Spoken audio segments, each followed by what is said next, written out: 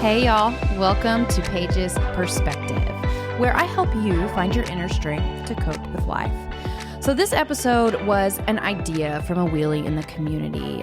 These episodes that I do on Fridays called Paige's Perspective are about life in general and not necessarily addiction, as I try to get away from that a little bit and make it more about you.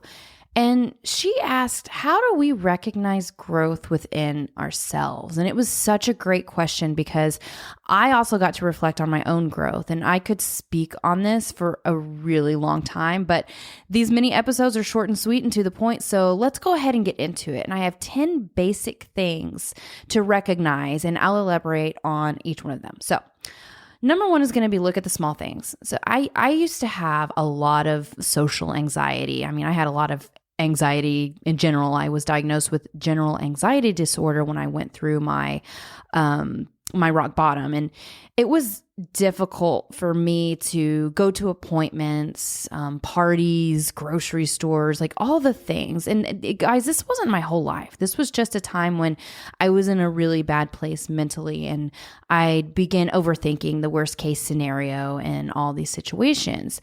So an example is taking my vehicle to get an oil change. Simple, right? But I was in a bad way at one point where I was panicking daily over anything. My body was going through my rock bottom, and doing simple tasks would throw me through a loop. And it wasn't the task that was causing me the issues. You know, I just couldn't deal with life because I was extremely overwhelmed. So to this day, when I have to do things that would typically trigger a panic attack, I prepare for it. But my body feels so safe now. I have no issues doing things that used to make me feel uncomfortable. And I recognized my growth a few years ago when I went to get my oil changed without overthinking anything and just went with the flow. It was a big deal for me because it showed I did work to do things that made me uncomfortable. And your body and your mind will tell you where you are in your healing journey based on your reactions and how you feel. Like, I was expecting myself to have these anxious feelings and, you know, all of maybe heart palpitations and sweating and just kind of overthinking and overanalyzing the situation. But that's not what happens anymore.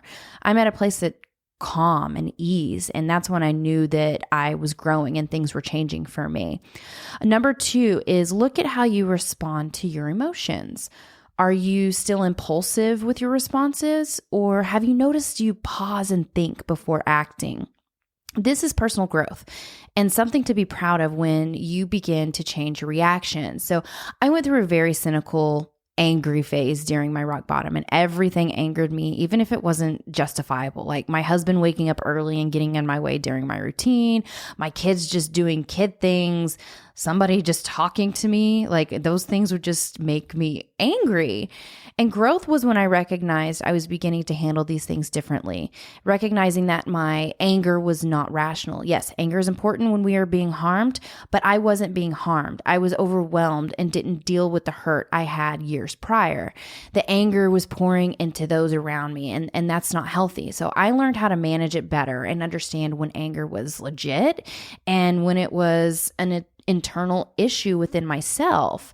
Now, if you're in an unhealthy environment where trauma is happening over and over again, or abuse is happening over and over again, the anger is legit and needs to be addressed, or it will get worse over time if you're still being stung over and over again. My healing happened in a safer environment. I'm not sure how I could have healed in an environment where my partner was still an active asshole. I believe we can begin the process of building ourselves up while in an unhealthy environment, but actually healing is a completely different story. So my reactions to my emotions are different. I don't lose it immediately, and I'm able to be more mature about the way I react and speak. That's growth and something to acknowledge when you feel your reactions are changing. Number three, your communication skills shift. So let's say when shit hits the fan in your life and your go-to is to yell, lose your mind, or maybe be the one to apologize over and over again just to fix the issue. Maybe you distract yourself to make the problem less intense. Maybe you get super petty or seek revenge. These are typically unhealthy ways to go about things because it doesn't resolve anything. When we begin responding differently, growth is happening. Taking a bit of time to collect ourselves, maybe we begin doing the complete opposite of what we typically do. And that may feel uncomfortable, but it's growth because it's new.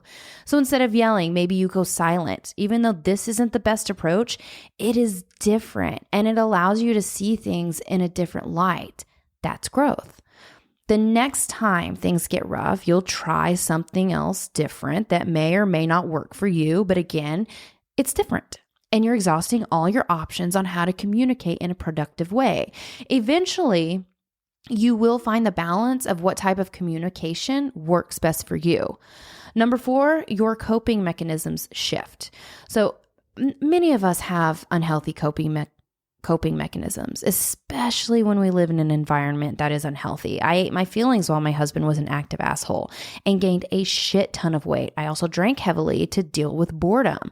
Some of us use avoidance or distractions as a way to cope.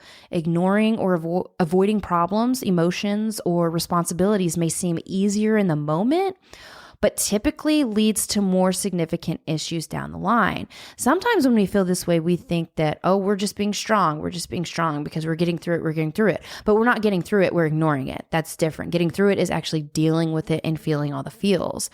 Another one is like overworking. That's another unhealthy coping mechanism. I'm totally guilty here still. This is something I'm working on. Matt and I just had a big discussion over this and I've talked about it before and it's something that I've really got to I've got to work on. But also compulsive spending or turning a blind eye. All of these feel good in the moment. I love to work. It's something that I really enjoy doing, but whenever it affects things outside or in my life, that's when I know I need to pull back and find the balance of everything. But like I said, all of these things feel good in the moment, but they will cause issues later on. We can recognize growth when we see how these mechanisms are shifting. For me, instead of drinking while bored, I did puzzles. This feeds the mental self-care bucket, so it's healthy. I started reading more and meditating. I exercised more, started changing my food intake and being mindful.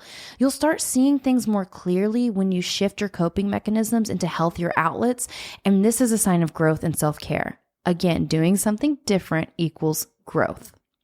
Number 5, you stop blaming others for your issues and take control of your own life.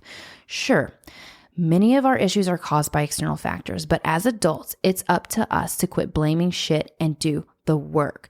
We recognize that we can't change anyone or what's been done to us, but we can change us and learn to love ourselves enough to not tolerate bullshit any longer. This is growth. Getting out of the victim mentality. Yes, many of us are victims. Many of us don't even want to call ourselves that, but I understand. I was there. I've been there, but we don't have to stay there. It doesn't have to define us. We can use it as fuel to become who we truly want to be. If we don't start making changes within this mentality, we're going to stay stuck in the same patterns for a very long time. And that's unhealthy because it gets progressively worse. Number 6, you need less external validation. Many of us have been unheard for many years and need external validation to trust our gut again. Look, we're not robots, guys. Our brains don't just work and say, oh, I don't need validation.